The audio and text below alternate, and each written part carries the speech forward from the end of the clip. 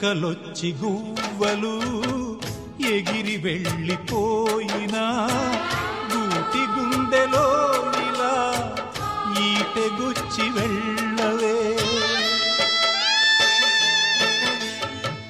ముళ్ళ చెట్టు కొమ్మలైనా ఎంత పైకి వెళ్ళినా తల్లి వేరుపై ఇలా కత్తి దూసి ఉండవే.